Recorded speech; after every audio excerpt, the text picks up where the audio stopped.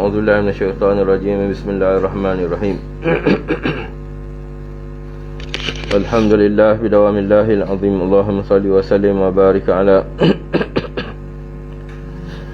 Maulana Muhammadin wa ala alihi fi kulli lamhati wa nafasin adada ma wasi'ahu ilmullah. Allahumma inni uqaddimu ilaika bayna yaday kulli nafasin wa lamhati wa tarfati yatrifu biha ahli samawati wa ahli al-ard wa kulli shay'in huwa fi 'ilmika ka'inan wa qad kana uqaddimu ilaika bayna yaday dhalika kullih. Astaghfirullahal azim la ilaha illa huwal hayyul qayyum wa atubu ilaih.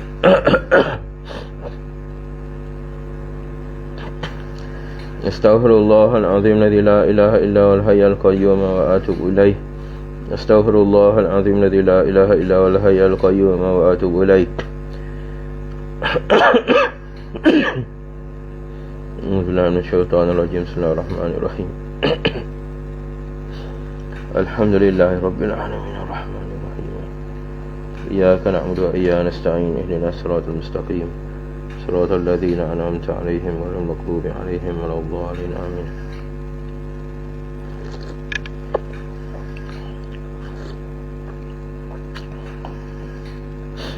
Subhanaka la ilma lana illa ma 'allamtana innaka antal alimul hakim.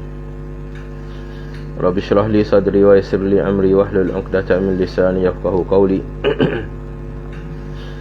Allahumma inni as'aluka wa atawajjahu ilaika min nabiyyika Muhammadin sallallahu alaihi wasallam nabiyyir rahmah. Ya sayyidana ya Muhammad, inni atawajjahu bika ila rabbi an yakshifa an basari wa basirati. Allahumma fashafi'hu fiyya. Allahumma nawwir qalbi binuri ma'rifatika wa hidayatika hatta afhama ma aqulu yarhamhu ma aqulu yantafi'u ma aqul. Qala al-musannif rahimahullahu ta'ala nafa'ana bi'ulumihi amin. Bismillahirrahmanirrahim. Kita sambung lagi kitab kita, yakni siri kita yang ketiga bagi pembacaan kitab Syarah Usulut Tahqiq. Pada muka surat 3, baris yang ke 2, 4, 6, 8, 10, 12, baris yang ke 12 daripada bawah.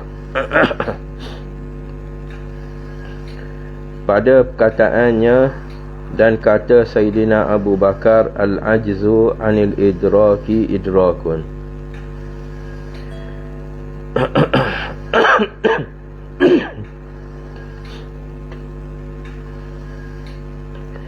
Bismillahirrahmanirrahim.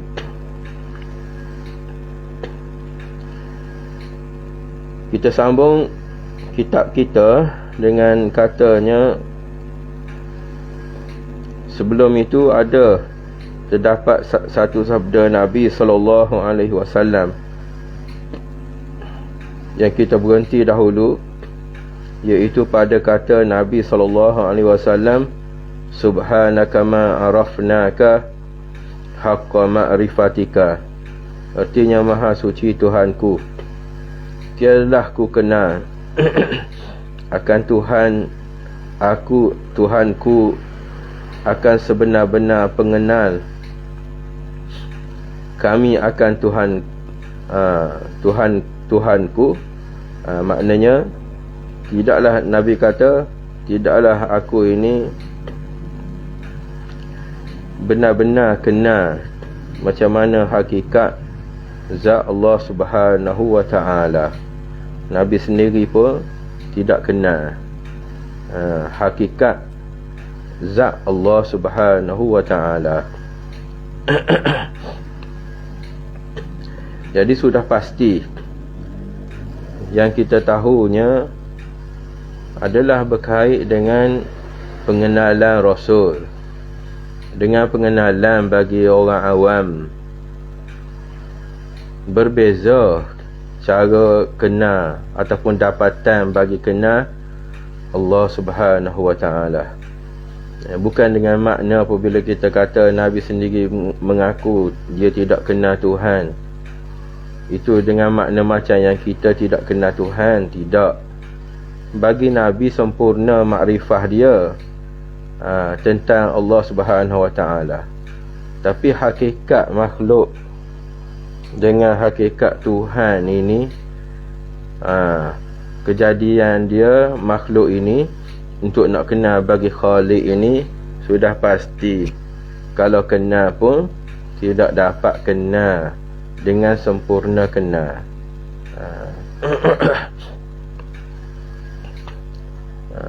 Itu kenal bagi peringkat tinggi dah Nabi kita ni, yang paling tinggi. Tuhan kenalkan diri dia, Nabi kita ni Habibullah, kekasih Allah Ta'ala. Tak ada orang yang lebih kenal Allah Ta'ala melainkan Nabi kita. Tetapi tidaklah hingga kenal tu menghabisi kenal.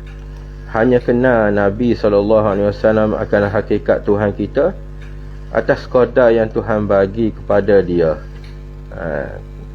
Tapi qadar yang Tuhan bagi pada dia itu sempurna bagi hak makhluk. Bagi peringkat makrifah orang yang tinggi-tinggi, orang yang ada pangkat Nabi. Bagi kita orang biasa ni tak boleh nak banding lah.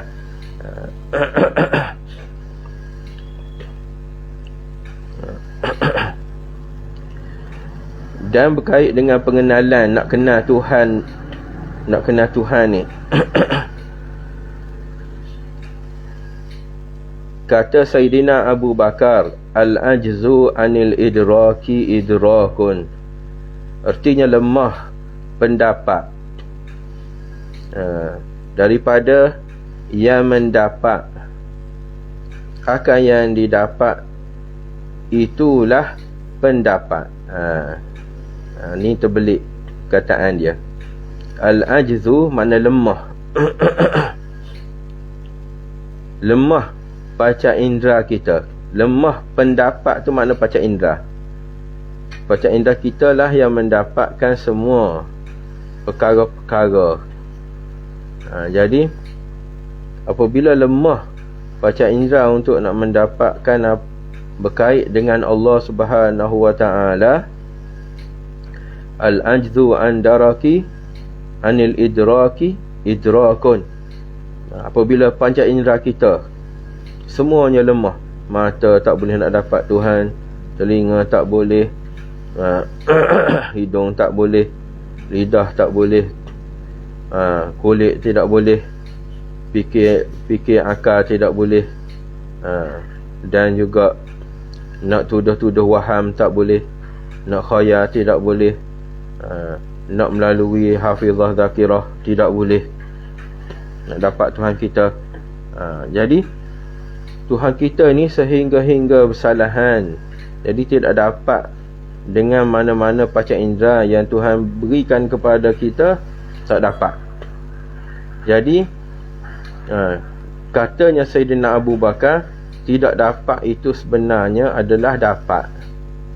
Sebab selagi kita boleh dapat suatu, itu adalah makhluk. Sebab Tuhan dia tidak berikan kepada kita panca indera untuk nak dapatkan dia, dapatkan zat dia macam mana, tak dapat. Jadi yang boleh kita dapatnya ialah berkait dengan sifat dia. Yang kita boleh dapatnya melalui kita tengok alam. Nak kenal bagi zat Allah Subhanahu Wa Taala secara hakikat dia, memang senantiasa tak boleh. Selama-lamanya tidak boleh. Jadi apabila tidak boleh, itulah nisbah bagi Sayyidina Abu Bakar. Dia kata itu telah dapat dah sebenarnya kita. Maknanya apabila Tuhan bukan begini, bukan begini, bukan begini, bukan begini, itulah sebenarnya adalah sifat ketuhanan. Selagi boleh tunjuk begini Tuhan, begini Tuhan, begini Tuhan, itu tidak bukan Tuhan tu. Selagi boleh tunjuk, boleh isyarat, itu bukan Tuhan.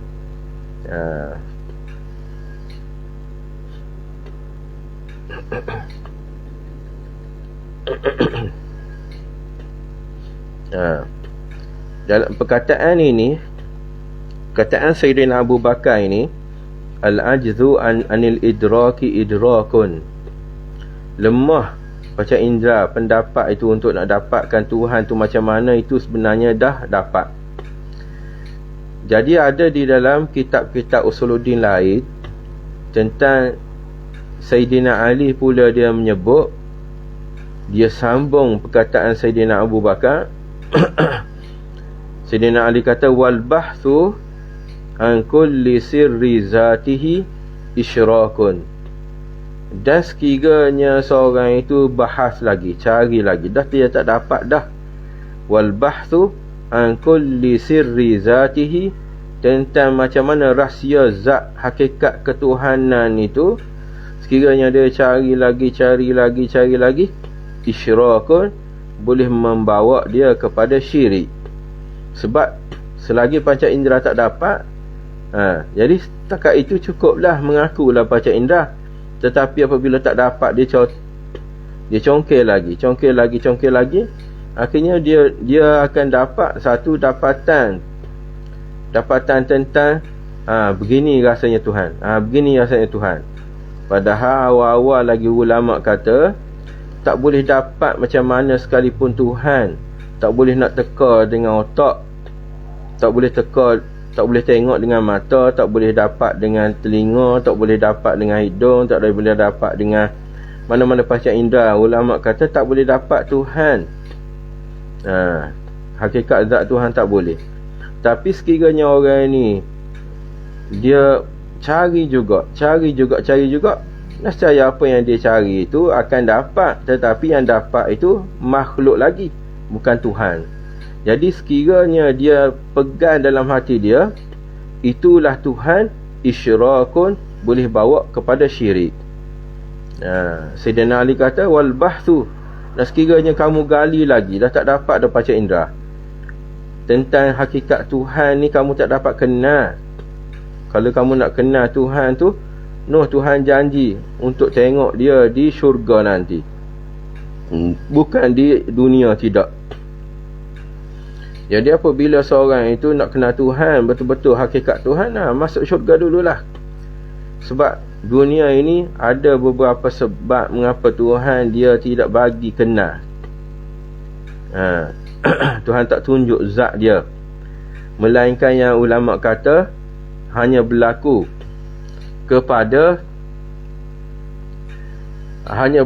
benda ini yang dapat tengok zat Allah Subhanahu Wa Taala adalah Nabi kita SAW saja, itu pun sekali saja, iaitu pada malam Mi'raj. Lain daripada tu tak dapat.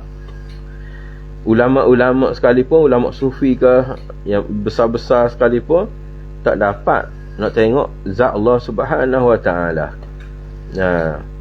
Jadi kalau nak tengok, betul-betul nak tengok Allah Subhanahu Wa Taala, Tuhan janjinya di akhirat esok. Jadi siapa-siapa yang nak tengok Allah Ta'ala, masuk syurga dululah, baru boleh nampak cara macam mana Tuhan kita tu.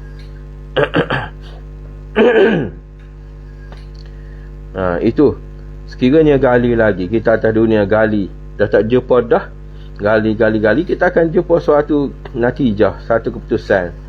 Apabila kita kata keputusan itulah Tuhan, itu akan bawa kepada syirik, menyekutukan Allah Ta'ala. Dan ini perkara syirik ini masuk neraka, boleh bawa kepada kufur, dan masuk neraka tak keluar lah. Orang yang mati dalam keadaan syirik, mensyirikkan Allah Ta'ala, menyekutukan Tuhan dengan suatu benda yang lain, dia akan masuk neraka tak keluar-keluar, macam jadi orang kafir. Ini kita takut ni. Na'udzubillahi min zalik. Dan lagi kata Sayyidina Ali, kullu ma yakhturu bi khayalika wa tasawwaru fi balika fallahu bi khilafin zalika. Artinya tiap-tiap segala barang yang tergerak ia pada cita-citamu. Maknanya apa yang tergerak, maknanya yang terlintas pada cita-citamu. Maknanya cita-cita itu khayal, khayalan kita, fikiran akal kita. Di dalam Allah Ta'ala jadikan manusia ini ada satu panca indera untuk khayal. Dia duduk depan ni, duduk atas kat ubun-ubun kita. Sebab tu kita boleh khayal apa-apa sesuatu. Kita boleh khayal. Sebab ada satu panca indera yang Tuhan buat untuk khayal. Untuk nak khayal benda ni, berkhayal, orang panggil berkhayal. Ada panca indera khas yang Tuhan buat. Jadi panca indera khayal ini adalah hasil daripada apa yang kita dapat dengan panca indera 5 luar. Kita tak boleh nak khayal suatu perkara yang tak pernah kita nampak, yang tidak pernah kita dengar, yang tidak pernah kita rasa dengan lidah, yang tidak pernah kita dengar dengan telinga, bau dengan hidung, dan juga sentuh dengan kulit. Kita tak boleh nak khayal suatu benda yang tak pernah panca indera dapat. Jadi semua apa yang kita khayal itu sebenarnya apa yang pernah dapat dengan panca indera. Jadi apa yang kita khayal itu dah panca indera kita sendiri tak dapat untuk nak dapatkan Tuhan macam mana, apatah lagi dengan panca indera khayal. Sebab khayal ini bergantung dengan panca indera luar juga. Khayal ini satu panca indera yang duduk di dalam otak kita, di depan sini, depan ubun-ubun ni. Jadi apabila panca indera kita sendiri tak dapat nak dapatkan hakikat Tuhan kita macam mana, khayal lebih-lebih lagi lah tak dapat. Sebab dia bergantung dengan panca indera yang 5 tu, panca indera luar yang 5. Jadi katanya Sayyidina Ali, barang yang bergerak, yang terlintas ia pada cita-citamu, pada khayalmu, dan terupa pada hatimu. Terupa pada hatimu, yang ada pada hati kamu itu, yang terlintas pada hati. Hati ni ialah panca indera yang duduk. Hati kita ni dia panggil akal. Lintasan-lintasan pada hati itu sebenarnya dia panggil khatir, yang berlaku pada akal. Duduk mana akal kita, hati kita tu sebenarnya duduk kat mana? Duduk di jantung kita tu. Akal kita sebenarnya duduk di bahagian hati. Hati tu salah satu antaranya ialah dia sebut sebagai akal. Apa-apa yang terlintas pada akal kita, akal ini kalau mengikut bagi ulama tasyrih, dia punya umbi dia adalah di hati. Hati kita duduk pada jantung tu. Itu yang sebut hati-hati tu. Jadi dia punya pucuk dia, hujung dianya duduk di kepala. Dia orang panggil sebagai mufakkirah. Orang sebut sebagai mufakkirah. Tempat kita fikir, satu campur satu jadi dua, apa-apa ni. Itu dia panggil sebagai mufakkirah. Dia punya hujung dia tu nama dia mufakkirah, hujung akal. Jadi yang umbi dianya kita panggil sebagai dia panggil sebagai akal, ataupun dia panggil sebagai qalbu. Sebab hati itu ada beberapa sifat dia. Antara sifat dia ialah tadilah akal tadi, sifat untuk nak dapatkan suatu benda. Jadi apa-apa sahaja yang terlintas pada akal kamu, yang terupa pada hatimu, maka Allah itu bersalahan akan yang demikian. Maknanya Tuhan tidak sama. Apa-apa sahaja yang terlintas dalam hati kita. Lintasan ni dia berlaku pada hati, bukan lintasan dia berlaku pada otak. Otak kita ini dia hanya dapat apa yang panca indera kita dapat. Nah, jadi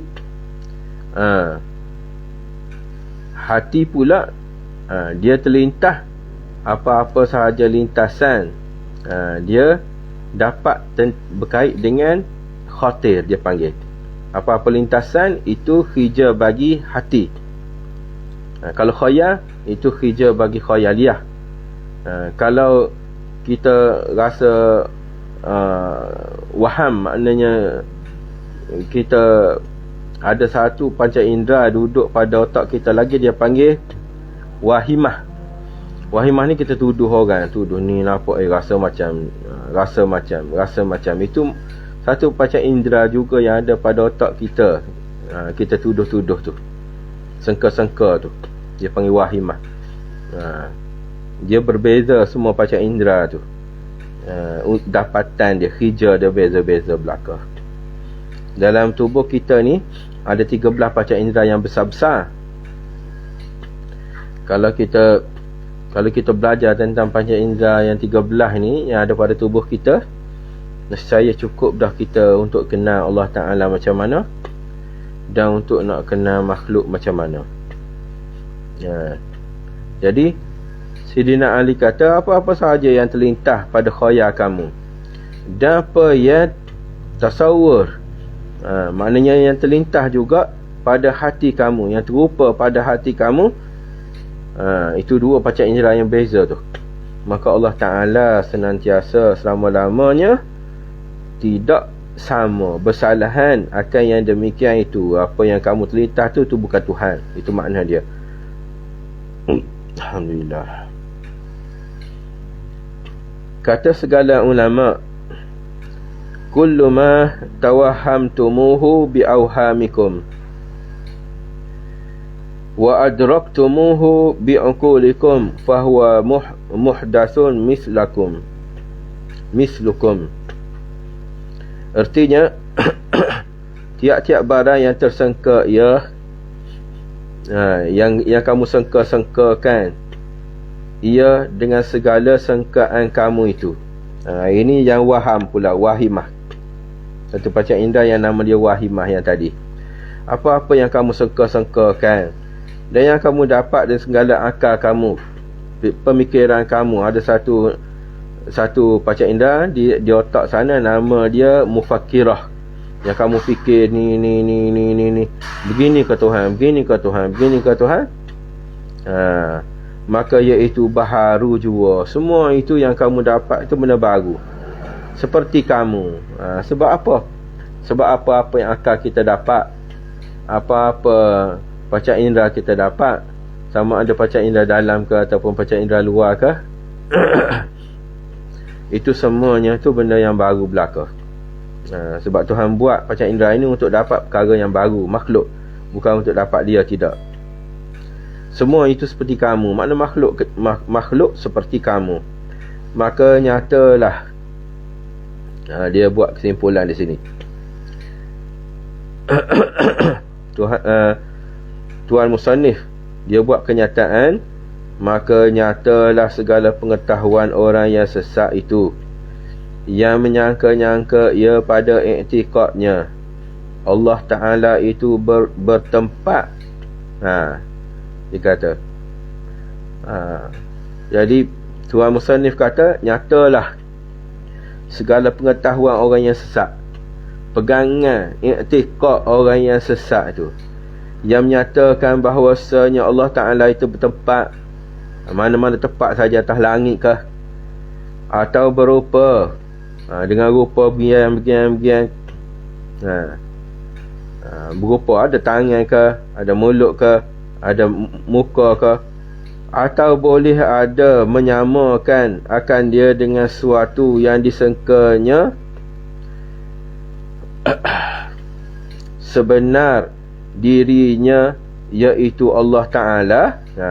Kalau dia sangka-sangka dengan otak dia bian, dia kata inilah sebenar Tuhan tu, inilah sebenar Allah Subhanahu Wa Ta'ala, maka i'tiqad ilmu orang itu salah yang amat besar, menjadi kufur na'udzubillahi minha.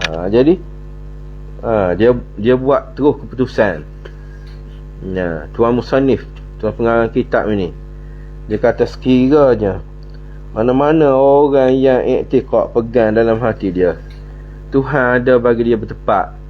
Sebab bertepat ini adalah sifat bagi makhluk, sifat bagi jirim dia panggil. Jirim. Kalau bukan jirim, nescaya dia, kalau suatu itu jirim, maknanya mesti dia itu bertepat dengan mana-mana tepat, mengisi ruang maknanya. Jadi sekiranya orang kata Tuhan itu duduk di langit, menunjukkan dia meletakkan Tuhan itu duduk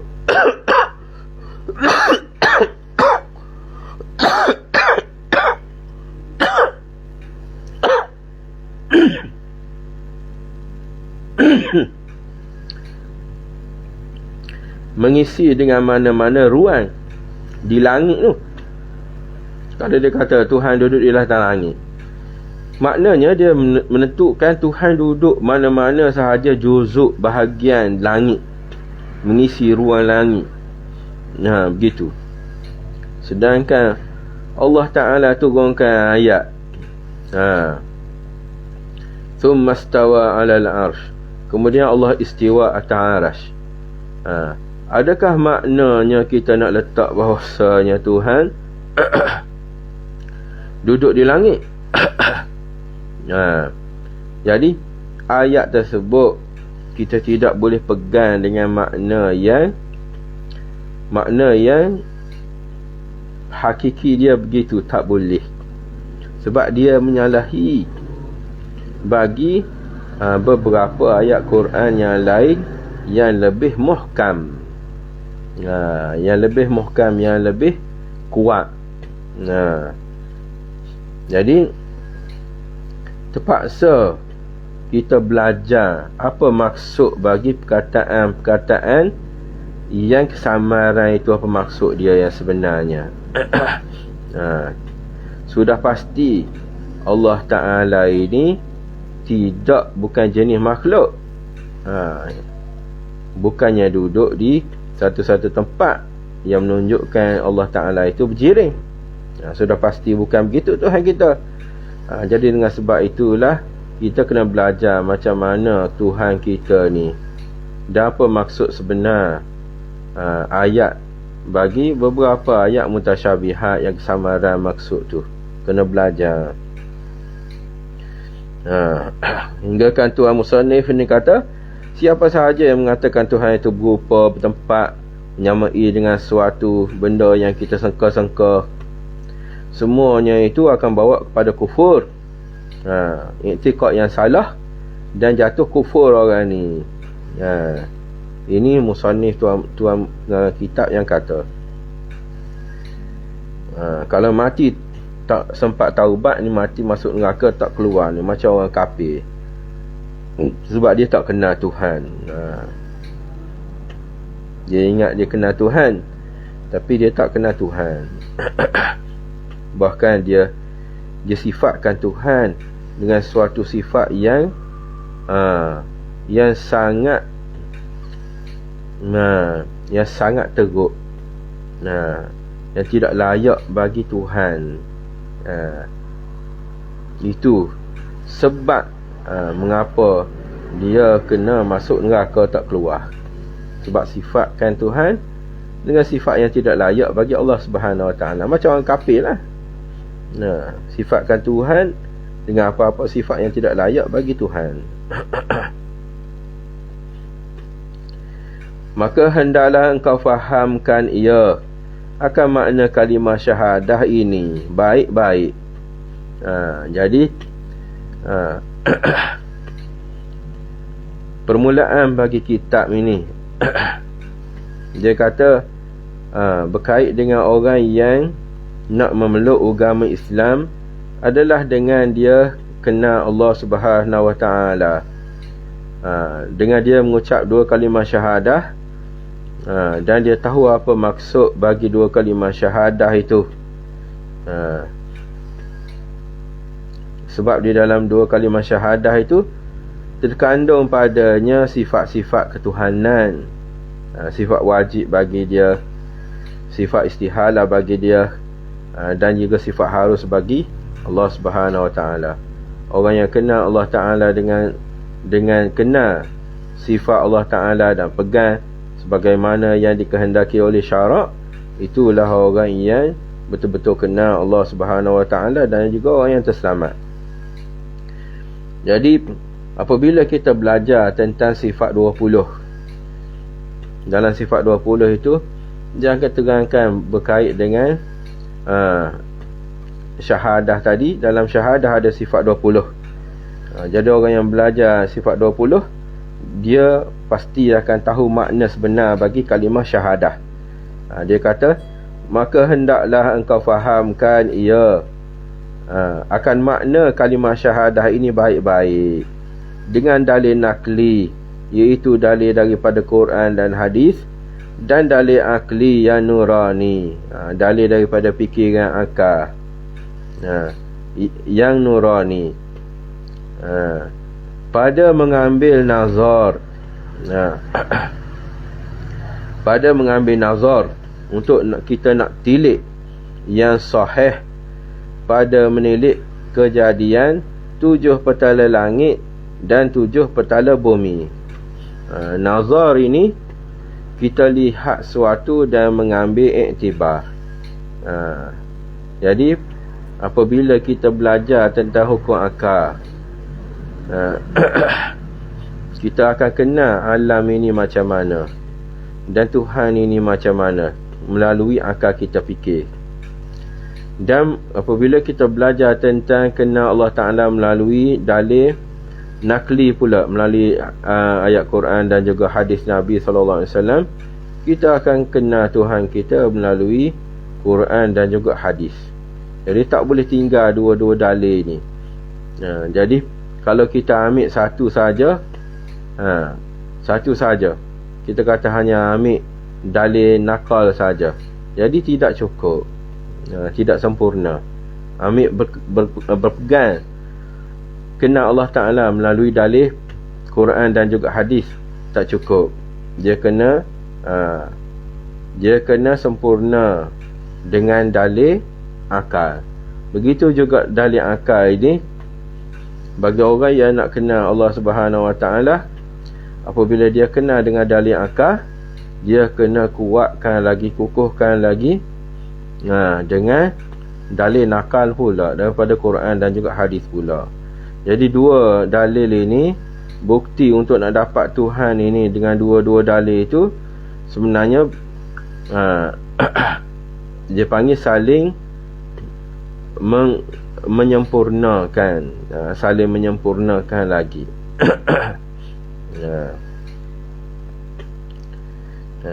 Sebab dalil akal dan juga dalil daripada Quran dan juga hadis tadi, semuanya itu menjadi sebagai petunjuk untuk kita kenal Allah Subhanahu Wa Ta'ala.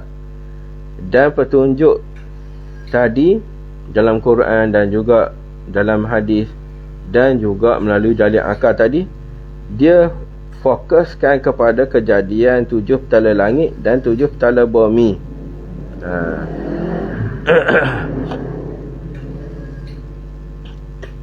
Untuk nak cari Tuhan ni, nak kenal Tuhan ni. Siapa yang menjadikan dia? Siapa yang menjadikan dianya itu? Siapa hak buat 7 petala langit dan 7 petala bumi ni? Kalau kita fikir dengan akal kita dan tengok kepada firman Allah Ta'ala dalam Quran. Bolehkah ia jadi dengan sendirinya? Bolehkah langit bumi ni jadi dengan sendiri? Bolehkah?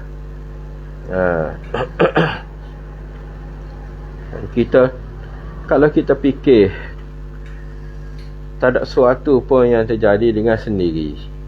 Tak ada sesuatu pun yang kita tahu benda yang baru. cuba tengok apa benda yang baru boleh terjadi dengan sendiri. Kita kata rumput tumbuh sendiri. Rumput kan tak ada orang tanam pun tumbuh dengan sendiri. Adakah rumput tu dia tak ada benih kah? Tumbuh dengan sendiri tanpa ada melalui benih kah rumput tu? Mesti ada benih. Macam kulat-kulat ke, cendawan-cendawan tumbuh, orang kata tumbuh. Adakah cendawan itu tumbuh dengan sendiri tanpa ada benih? Tak ada, mesti ada benih juga. Ada spora-spora yang terbang semua tu, mesti ada punca dia. Daripada itulah tumbuh. Yang pentingnya kita kata, siapa yang buat spora-spora tu? Siapa yang buat benih-benih asal dia? Siapa yang buat?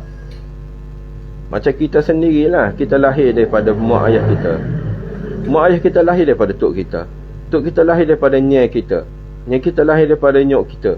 Nyok kita lahir daripada apa? Hingga sampai kepada akhir, kalau kita susul sampai kepada Nabi Adam lah. Adam dan Hawa. Siapa yang buat Adam dan Hawa? Itu jadi begitu. Jadi orang tanya lagi, habis tu siapa yang buat langit bumi?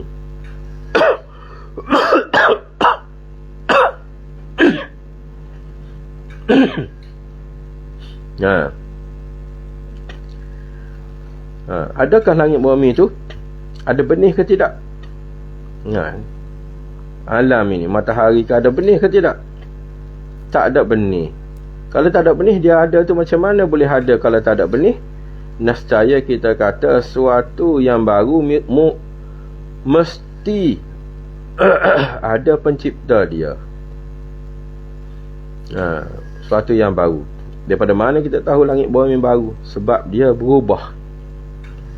Suatu benda yang baru itu dia menerima perubahan. Jadi setiap benda yang berubah itu tanda dia baru. Langit bumi ini dia berubah. Malam, siang, matahari sekalipun dia beredar. Itu menandakan perubahan. Ada malam, siang semua tu. Itu menunjukkan ada perubahan tu. Itu menunjukkan suatu benda yang baru. Dan setiap benda yang baru mesti ada orang yang buat dia. Kita tahu dah mesti benda yang baru itu mesti ada tukang dia, asal usul dia. Jadi tak ada tukang yang layak selain daripada Allah Ta'ala yang buat. Jadi kita kata seluruh alam ini adalah ciptaan daripada Allah Subhanahu Wa Ta'ala, makhluk Tuhan belaka. Atau adakah orang yang lain yang boleh menjadikan dia? Atau tiada? Pernah tak kita jumpa tukang yang buat langit bumi? Adakah? Takut ada di di Amerika ke, di Jerman ke, tukang yang buat bukit misalnya. Tukang yang buat langit ke? Adakah tidak tukang ni? Pernahkah tidak orang jumpa tukang yang buat bukit, buat langit ke? Kau macam mana? Tak ada. Dia kata, adakah orang yang lain boleh menjadikan dia langit bumi tadi? Jumpa ke tidak? Kita pernah jumpa ke tak tukang yang buat langit bumi ni? Tak ada. Atau tilik pula pada kejadian diri kita ini. Dia kata, tengok pula macam mana kejadian tubuh badan kamu ni. Yang demikian itu juga, seperti itu jugalah kalau kita tengok tubuh kita ini. Tubuh kita ini ulama dia nisbahkan, dia panggil alam sughra, alam yang kecil. Alam kubra tu alam yang cakrawala ni semua. Alam tubuh kita ini dia seumpama satu alam besar ni. Kalau kita bagi orang ahli falak ataupun orang yang ahli falsafah, dia boleh kaitkan tubuh ini, tubuh kita yang kecil ini adalah seumpama keseluruhan, wakil bagi keseluruhan alam yang ada pada 7 lapis langit, 7 lapis bumi semua yang ada pada dalam tubuh kita. Hatta syurga neraka sendiri pun ada dalam tubuh kita. Begitu dia kait, dia buat misal. Kita boleh bagi contoh perumpamaan semua benda ni ada pada tubuh manusia belaka. Orang yang pandai lah. Seperti firman Allah Ta'ala, Qul inzuru madza fis samawati wal ard. Artinya, katakan olehmu ya Muhammad, tilik oleh kamu semuanya, apa-apa dianya itu di dalam 7 petala langit dan bumi. Tengoklah, Nabi kita, Nabi Muhammad SAW kata, tengoklah apa yang ada di dalam 7 petala langit dan 7 petala bumi tu. Maka adalah yang nyata kepada segala orang yang berakal itu tanda bekas kudrat dan iradat Allah juga yang nyata.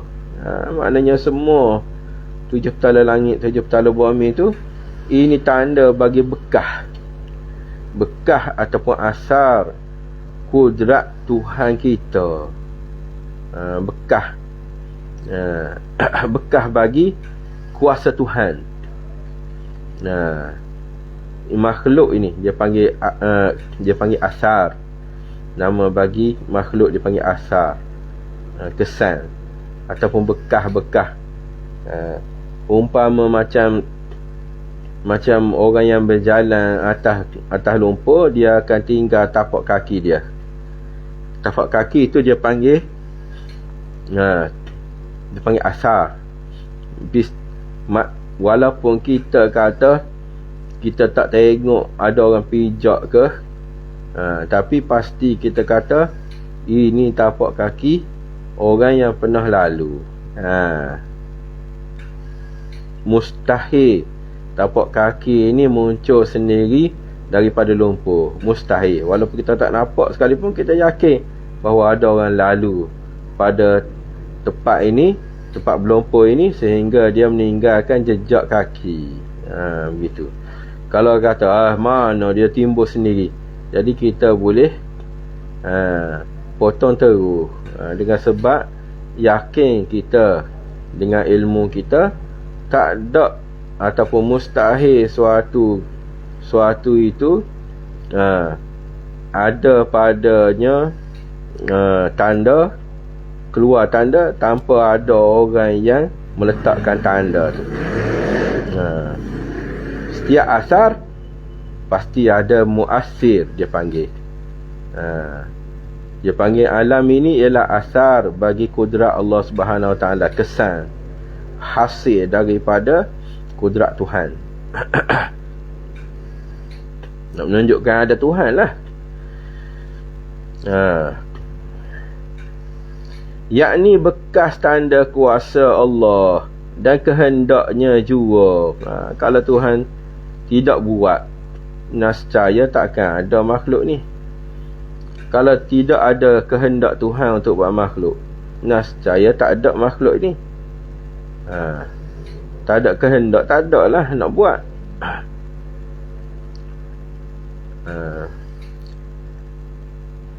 Dia kata, yakni bekas tanda kuasa dan kuasa Allah dan kehendaknya juga yang nyata. Bukannya disuruh Allah Ta'ala, bukannya disuruh Allah Ta'ala tilik itu langit dan bumi itu sahaja. Bukan Allah Ta'ala tu suruh tengok langit semata-mata tanpa ada iktibar, ambil iktibar. Tak. Itu guna Tuhan buat makhluk ni, langit bumi ni semuanya, untuk nak tunjuk ini adalah kuasa aku ni, ini adalah kehendak aku, ini adalah bergian, ini adalah aku, ini adalah sifat aku, ini adalah semua. Tuhan nak tunjuk bagi kita supaya kenal dia lah. Kenal dia macam mana ni. Seolah-olah makhluk ini dia sendiri menceritakan pada kita perihal Tuhan kita tu macam mana. Cuma dengan melalui akal boleh baca. Melalui akal tu kita akan dapat seolah-olahnya makhluk ini bercakap, aku ini adalah makhluk Tuhan, aku ini adalah kesan daripada kudrat iradat Allah Ta'ala, ilmu Tuhan. Dia seolah-olahnya makhluk ini sendiri bicara bahawa dia ini adalah tepat bagi zahir sifat-sifat Allah Subhanahu Wa Ta'ala, supaya manusia ini dapat tahu bahawa ada bagi mereka ini Tuhan. Tuhan.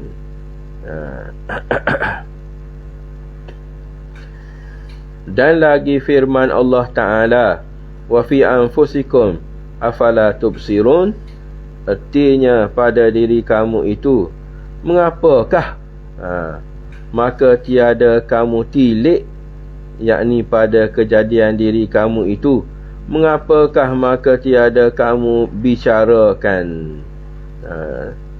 Kamu tengok pada diri kamu sendiri, kamu tak tengokkah macam mana kejadian kamu tu? Tak tengokkah macam mana kejadian kamu? Tuhan kata pada diri kamu sendiri, kamu tak tengokkah? Ini tanda bagi Tuhan. Kuasa Tuhan ni. Kita daripada tak ada, jadi Tuhan buat kita daripada tak ada kepada ada. Lahir kita lahir kita melalui mak kita, kemudian besar kita, semuanya bawah tadbir Tuhan belaka. Mula daripada lemah, kemudian kuat, kemudian lemah pula. Kadang kita nak tadbir bagi tubuh kita sendiri. Darah kita, adakah kita tadbir bagi darah kita sendiri? Tak. Akal kita, semua panca indera kita, semuanya ni adalah bawah tadbir Allah Subhanahu Wa Ta'ala belaka. Jantung kita berdenyut, jantung kita semua. Siapa yang yang boleh kawal tentang denyutan semua berkait dengan jantung, berkait peredaran darah? Siapa yang boleh kawal? Padahal tubuh kita, adakah kita sendiri tak merentah tubuh kita kah? Ya, kita sendiri pun tak merentah tubuh kita. Itu tanda bagi ada orang, ada tukang yang tadbir bagi alam ni. Bahkan bagi tubuh kita pun ada tukang yang tadbir dia. Nak royak lemahnya kita ini, ataupun jadi tanda bagi kita ini makhluk Tuhan. Tubuh kita itu sendiri jadi bukti bahawa Tuhan itu ada. Dan lagi firman Allah Subhanahu Wa Ta'ala,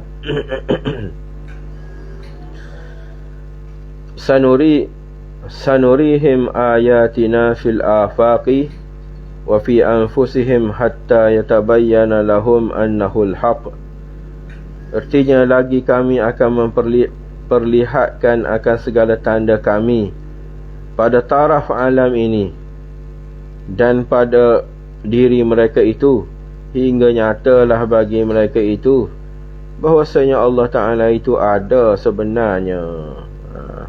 Jadi banyak tanda-tanda, sama ada di luar makna alam semesta ini, ataupun bagi tubuh kita sendiri, nak menandakan bagi Tuhan itu ada, bukannya tak ada, tidak.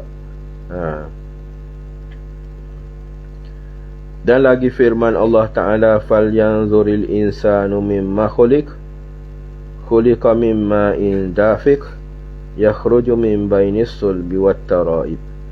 Rasanya sampai kat situ dulu. Kita akan sambung semula sebab saya tidak berapa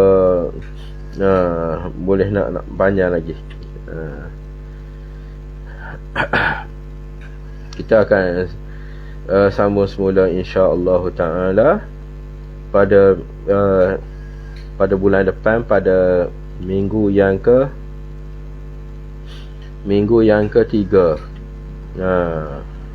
hari Khamis malam Jumaat pada minggu yang ketiga, insya-Allah taala pada setiap bulan kita akan baca kitab Ushul Tahqiq ini. Kita berhenti kat falyanzuril insanu mimma khuliqa mimma indafiq. Insya-Allah taala aqulu qawli hadza wa astaghfirullah li wa lakum. Assalamualaikum warahmatullahi wabarakatuh. A'udzubillahi minasyaitonir rajim. Bismillahirrahmanirrahim. Alhamdulillah. Allahumma shalli wa sallim wa barik alaihi. اللهم اجعلنا من العلماء الشاكرين الصالحين وصلى الله وسلم وبارك الحمد لله رب العالمين قبل الله منكم منا ومنكم تقبل السلام عليكم ورحمة الله وبركاته.